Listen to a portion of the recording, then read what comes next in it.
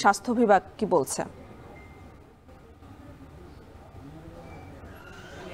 আমরা দেখছি ধারাবাহিকভাবে বাড়ছে চট্টগ্রামে করোনার আক্রান্ত এবং মৃতের সংখ্যা। আমরা যেটি দেখেছি গতকাল পর্যন্ত যে তথ্য ছিল সিভিল সার্জন কার্যালয়ে, সেখানে মোট ৭৮ জন আক্রান্ত হয়েছে এবং মৃতের সংখ্যার দিয়ে যদি হিসাব করি তাহলে মোট ৬ জন মারা গেছেন এবং চট্টগ্রাম নগরীর বিভিন্ন হাসপাতালে এরা মারা গিয়েছেন। এবং আমরা যেটি দেখছি যে আসলে এই করোনার যে ধরন, সেই ধরন অনুযায়ী করোনা খুব বেশি মানুষের মধ্যে ছড়িয়ে পড়ছে। তবে মৃত্যুর সংখ্যা নিয়ে চিকিৎসকরা বলছেন যে আসলে এটি অমিক্রনের যে ধরন, সে ধরন অনুযায়ী আক্রান্তের সংখ্যাটা বাড়তি থাকবে। তবে মৃতের ক্ষেত্রে যারা বেশি আক্রান্ত হবেন বা মারা যাবেন তাদের মধ্যে মূলত যারা বার্ধক্যে আক্রান্ত, বিভিন্ন জটিল রোগে যারা আক্রান্ত এবং যারা মারা গেছে মোট ৬ জন, তাদের ক্ষেত্রে আমরা বিষয়টা দেখছি যে যারা মারা গেছেন তাদের মধ্যে ২ জন ছিলেন কিডনি রোগে আক্রান্ত, একজন যক্ষ্মা রোগী ছিলেন, একজন ক্যান্সার রোগী ছিলেন এবং বাকি ২ জন ছিলেন বার্ধক্যজনিত নানা রোগে আক্রান্ত। এবং এদের মধ্যে একজন কিশোর আছে যার কিডনিজনিত সমস্যা ছিল এবং একজন ৪৫ বছর বয়সী পুরুষ আছেন যিনি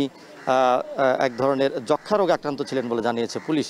এবং আমরা যেটি চিকিৎসকরা আগেও যেটি সতর্ক করেছিলেন যে মূলত এই অমিক্রনের ধরনে যারা বার্ধক্যজনিত বা যাদের রোগ প্রতিরোধ ক্ষমতা কমে গেছে শরীরের এবং নানা জটিল রোগে আক্রান্ত, তারাই বেশি ক্ষতিগ্রস্ত হবেন এবং সেটিই দেখছি। তবে এক্ষেত্রে পরিসংখ্যানের দিক দিয়ে যদি বলি তাহলে চট্টগ্রাম শহরে কিন্তু আক্রান্তের সংখ্যা বেশি এবং যারা মারা গেছেন তারা কিন্তু চট্টগ্রামের বিভিন্ন হাসপাতালে মারা গেছেন।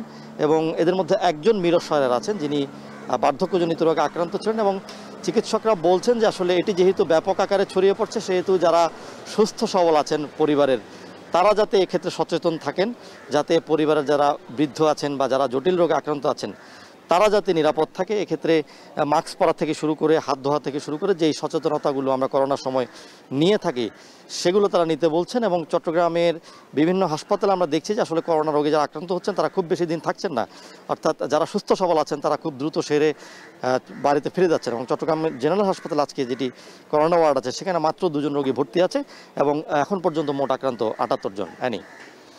ধন্যবাদ ফয়সাল। চট্টগ্রামে করোনার প্রকোপ বাড়ছে আর সে খবরে জানাচ্ছিলেন সহকর্মী ফয়সাল করিম।